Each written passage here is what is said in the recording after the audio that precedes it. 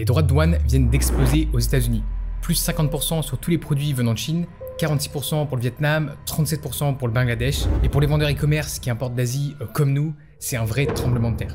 J'ai reçu beaucoup de questions de votre part à ce sujet, avec beaucoup de personnes qui se demandent si on assiste à la fin du e-commerce tel qu'on le connaît. Et même si c'est pas facile de faire une vidéo sur une situation qui évolue tous les jours, je pense que c'est tout de même intéressant de vous partager mon point de vue en tant qu'e-commerçant. On va voir ensemble quel est l'impact réel des tarifs sur nos business et les stratégies concrètes pour non seulement survivre, mais aussi prospérer dans ce nouveau contexte. Salut à tous et bienvenue sur Liberté Digitale. Je m'appelle Sébastien et pour ceux qui ne me connaissent pas, je suis vendeur sur Amazon FBA depuis plus de 6 ans avec près de 10 millions d'euros de ventes à ce jour.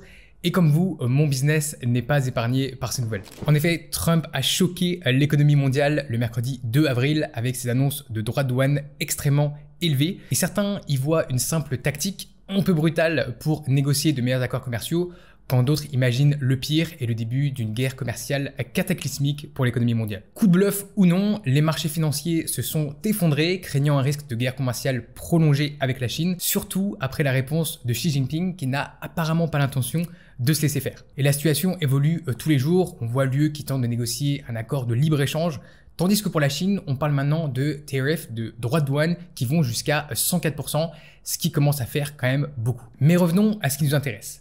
Est-ce la fin du e-commerce, comme on peut l'entendre ici et là dans les médias? Eh bien, personnellement, je ne crois pas, mais c'est certain qu'on ne peut pas rester les bras croisés et faire comme si de rien n'était, parce que même si les choses s'améliorent, il faut se tenir prêt à toutes les éventualités et les retournements possibles des situations, tellement c'est incertain en ce moment. Donc dans cette vidéo, on va aborder 3 points essentiels. D'abord, ce qui se passe exactement et l'impact réel pour les business e-commerce. Ensuite, pourquoi certains vendeurs seront bien plus touchés que d'autres. Et finalement, les actions précises à mettre en place dès maintenant pour transformer cette crise en opportunité pour nos business. Alors concrètement, qu'est-ce qui se passe et pourquoi est-ce que ça nous concerne? Ce qu'on sait sur les nouveaux droits de douane que Trump a instaurés, ce qu'il appelle des tarifs réciproques. L'idée est simple, si un pays impose X% de droits de douane sur les produits américains, les États-Unis appliquent le même taux ou une partie de ce taux sur les produits venant de ce pays. Donc voici les principaux taux annoncés. On a d'abord eu 54% pour la Chine, puis 104%, alors qu'avant c'était environ 25%. On a 46% pour le Vietnam, 37% pour le Bangladesh, 44% pour le Sri Lanka, 26% pour l'Inde et 20% pour l'Union européenne. Rapide mise à jour, Trump a annoncé un gel des droits de douane à 10% pour tous les pays pendant 90 jours pour donner le temps au gouvernement de négocier, à part avec la Chine où on a droit à une escalade, 125% du côté des États-Unis et 84% du côté de la Chine. Les choses risquent de continuer à évoluer dans les prochaines semaines. Mais au-delà des taux exacts et des pourcentages, il y a 3 points critiques à retenir. Le premier, c'est qu'il n'y a plus d'exemption pour les petits colis. Avant, les colis d'une valeur de moins de 800 $ échappaient aux droits de douane aux États-Unis et ça, c'est fini. Donc si vous faites du dropshipping ou que vous expédiez directement depuis vos fournisseurs en Asie à vos clients, vous êtes maintenant directement touché par ces droits de douane. Deuxièmement, l'effet est immédiat, même pour les produits qui sont actuellement sur la mer. Tout le monde est concerné et il n'y a pas de période de transition, donc à ce niveau-là, c'est extrêmement brutal. Et troisième chose, toutes les catégories sont concernées. Contrairement aux droits de douane précédents qui ciblaient des catégories bien précises, cette fois, aucun secteur n'est épargné. Alors on peut se demander pourquoi ces mesures. C'est avant tout une tactique de négociation. Trump ici utilise ces tarifs comme levier pour forcer de meilleurs accords commerciaux. Et la chose importante à comprendre, c'est que ces droits de douane ne sont pas figés. Ils vont probablement fluctuer dans les prochaines semaines, dans les prochains mois, selon l'évolution des négociations. Et d'ailleurs, on voit déjà l'Union européenne qui tente d'obtenir un accord de libre-échange avec 0 droit de douane de part et d'autre. Et la Chine, elle, de son côté, qui réagit avec ses propres mesures sur les importations venant des États-Unis et les exportations à destination des USA. Alors quel est l'impact direct sur nos business et sur nos marges? On va prendre un exemple concret ici. Imaginons que vous vendez un produit qui vous coûte 10 $ à l'achat en Chine et que vous revendez 50 $ sur Amazon aux États-Unis. Avant, eh bien, vous aviez des coûts de produits de 10 $, des droits de douane de 2,5 $ et des frais Amazon et des frais logistiques, on va dire d'environ 15 $, ce qui vous est un total de coût de 27,50 $ et donc une marge brute de 22,50 $. Maintenant, avec les nouveaux droits de douane, vous avez toujours un coût de production de 10 $, mais maintenant les droits de douane sont passés à 10 $ et 40 centimes. Donc, même si vous avez tous autres coûts qui sont pareils, le total de vos coûts est de 35,40 $. Et donc, votre marge n'est plus que de 14,60 $. Donc, votre marge brute passe de 45% à 29% environ, ce qui est une baisse significative. Et pour certains business avec des marges déjà fines, ça peut simplement les rendre non rentables, voire les tuer. Mais avant de paniquer, voyons qui sera réellement impacté et ce qu'on peut faire concrètement. En ce moment, tout le monde parle de catastrophe, mais la réalité est, comme souvent, beaucoup plus nuancée. L'impact sera différent selon votre business model et comment vous réagissez. Les plus vulnérables ici, à mon avis, ce sont d'abord les dropshippers qui expédient directement depuis la Chine et qui sont très clairement les plus exposés, car la fin de l'exemption sur les colis d'une valeur de moins de 800 $ touche directement leur business model. Ils passent de 0% à plus de 100% du jour au lendemain, donc ça risque d'être extrêmement compliqué. On a aussi les vendeurs de produits génériques avec des marges très faibles qui n'ont pas d'avantage compétitif, qui vont clairement souffrir ici. Et si vous vendez des produits identiques à des centaines de vendeurs avec une marge entre 15 et 20%, vous allez probablement être dans le rouge, en tout cas temporairement. Et de l'autre côté, on a les vendeurs les mieux positionnés, ceux qui ont une marque établie avec une réelle valeur ajoutée par rapport à la concurrence et qui vont pouvoir mieux absorber ou en tout cas répercuter les hausses de coûts. Si vos clients achètent votre produit pour votre qualité, votre branding ou votre expérience unique, vous avez plus de flexibilité pour faire des ajustements. Il y a aussi tous les business qui sont diversifiés et qui vendent déjà dans plusieurs pays ou qui s'approvisionnent auprès de différents fournisseurs. Naturellement, ceux-là sont aussi beaucoup plus résilients. Finalement, on a les vendeurs de produits à forte marge qui ont simplement plus de marge de manœuvre pour absorber cette hausse de coûts temporaire et qui peuvent résister jusqu'à ce que les choses se stabilisent. Là, on parle du côté des vendeurs, mais n'oublions pas un point crucial. Vos fournisseurs chinois souffrent aussi et peut-être même plus que vous. Ils vont faire face à une baisse des commandes de leurs clients américains qui vont sans doute réduire la voilure et revoir les estimations à la baisse en raison de l'incertitude qui règne actuellement. Ils vont aussi être sous pression pour réduire et optimiser leurs coûts et leurs prix. Et beaucoup d'entre eux cherchent déjà des solutions comme l'ouverture d'usines dans d'autres pays. D'ailleurs, il y a pas mal d'entre eux, pas mal de fournisseurs qui ont déjà commencé à ouvrir des usines au Vietnam, en Thaïlande, en Inde, etc. Donc n'oubliez pas que vos fournisseurs sont vos alliés dans cette crise, pas vos adversaires. Et c'est un point crucial pour les stratégies que je vais vous présenter juste après. Finalement, deux autres points essentiels que je voudrais que vous gardiez en tête. Le premier, c'est que vos concurrents directs sont dans le même bateau que vous. Ils font face aux mêmes augmentations de coûts que vous. Et donc, si vous adaptez mieux qu'eux, vous pouvez gagner des parts de marché. Vous connaissez l'adage, chaque crise amène son lot d'opportunités. Deuxième chose, ce n'est pas la fin du e-commerce à mon avis. Est-ce que vous imaginez vraiment les Américains arrêter de consommer et d'acheter tout ce dont ils ont besoin en ligne et sur Amazon? Probablement que non. Et comme à chaque grande perturbation, certains business disparaissent et d'autres émergent plus forts. La question c'est de quel côté est-ce que vous allez être? Dans l'expérience, les crises comme celle-ci sont des moments de tri naturel.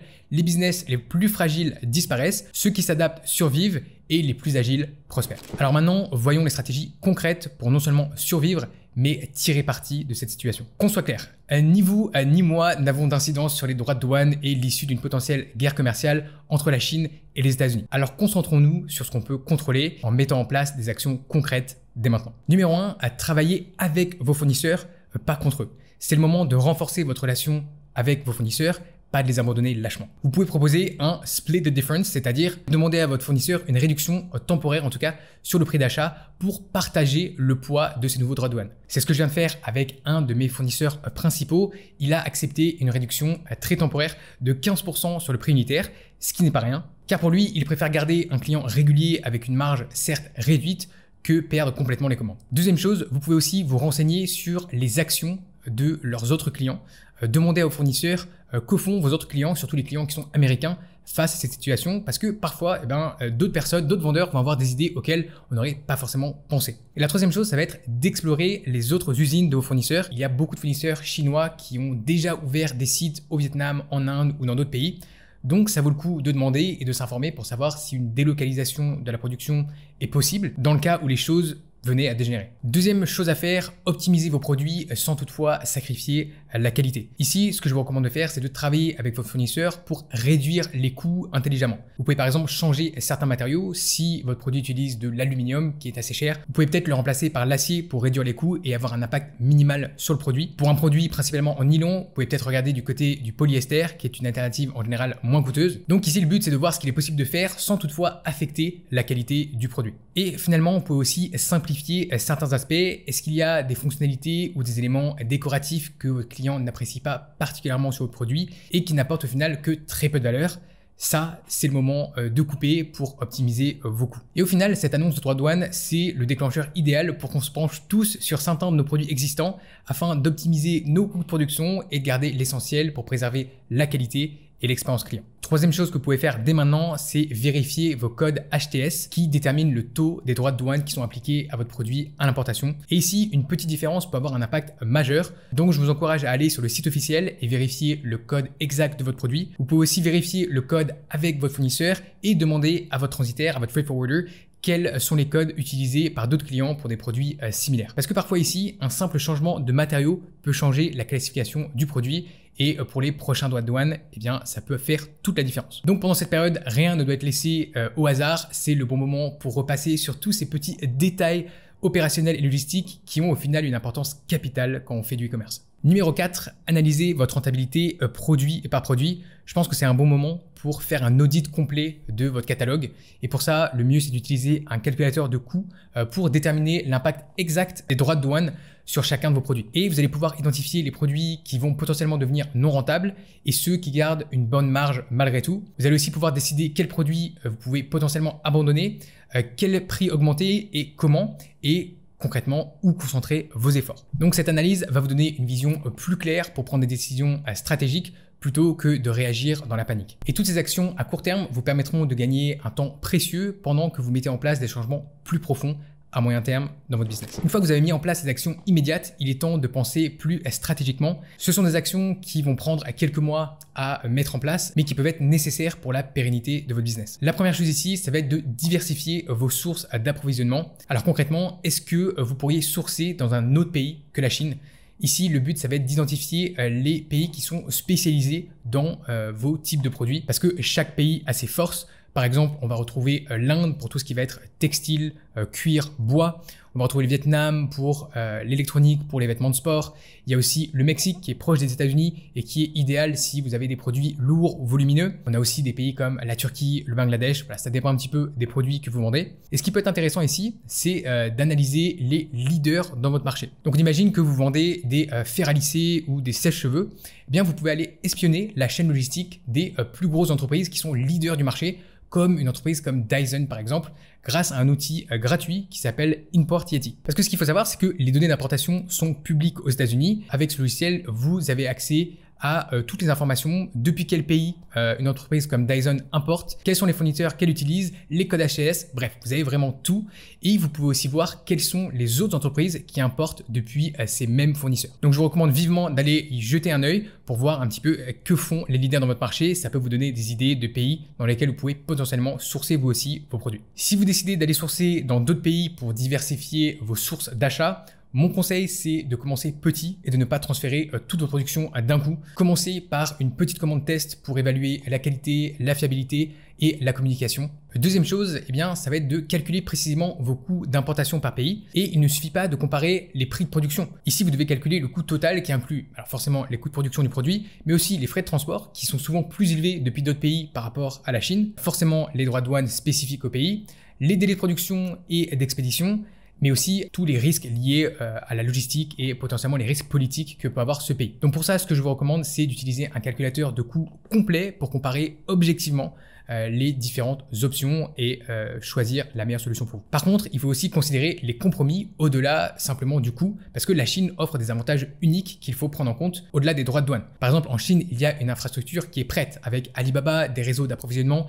une capacité de production qui est extrêmement élevée. Les fournisseurs chinois sont aussi très efficaces, ils ont beaucoup d'expérience, ils sont fiables, ils communiquent très bien. Et il y a aussi toute une infrastructure de paiement avec des protections sur vos paiements pour vos fournisseurs quand vous passez par Alibaba par exemple. Et les pays qui sont moins développés peuvent offrir des tarifs douaniers plus bas, certes, en tout cas en ce moment, mais présentent souvent des défis en termes de qualité, de délai ou de communication. Donc prenez tout ça en compte quand vous faites votre choix. Dernier point ici au niveau des sources d'achat, c'est d'évaluer la fabrication locale si c'est pertinent. Pour certains produits à forte valeur ajoutée, ça peut être intéressant de produire en Europe ou aux États-Unis directement. Ça permet d'éliminer complètement les droits de douane ou de les réduire dépendant de votre montage. Ça permet aussi de réduire considérablement les délais et les coûts de transport si vous sourcez dans le même pays dans lequel vous vendez. Et puis ça peut aussi être un argument marketing assez fort si vous avez du Made in France ou du Made in USA. Forcément, tout dépend ici de votre produit. Si vous vendez de la maroquinerie par exemple, alors produire en France ou en Italie, ça peut permettre un bien meilleur positionnement marketing, un tarif plus élevé aussi. Donc même si vous doublez vos coûts de production, si vous arrivez à augmenter votre prix de 50%,